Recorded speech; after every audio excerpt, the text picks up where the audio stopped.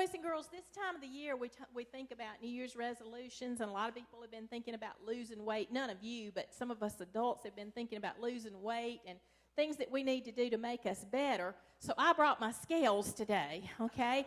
And I stepped on the scales this morning, and I got an error message. It said, "Would one of you please get off?"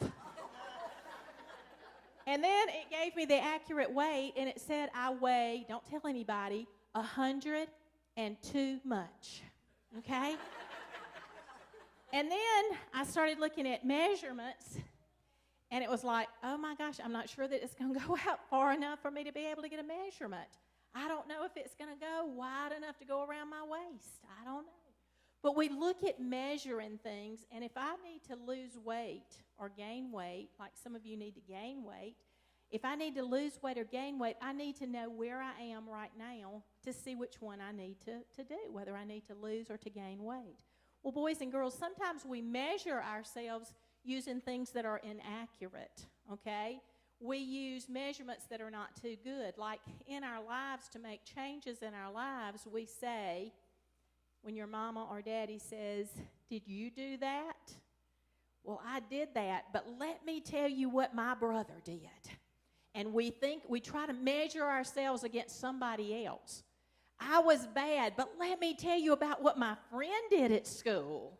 I got a bad grade today, but my friend in school got a worse grade than I did. So we measure ourselves against somebody else to make ourselves look better. Well, boys and girls, the real measuring stick for us is God. God sent Jesus into our lives, and Jesus was perfect. He never sinned. He never sassed his mama or daddy. He never took anything that didn't belong to him. Jesus was perfect. And that's the measuring that we're supposed to apply to our lives, to be as just like Jesus, to look and let people look at us and see us being good and being a better person, just like Jesus was. But boys and girls, we've got to measure ourselves against God's standards instead of measuring ourselves against the world's standards. Because there's always going to be a brother or a sister that's going to be worse than us. There's always going to be somebody that talks more than we do in school. There's always going to be somebody that's worse than we are.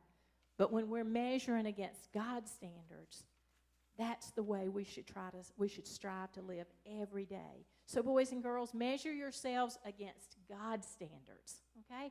Let's walk real quietly up to Children's Church.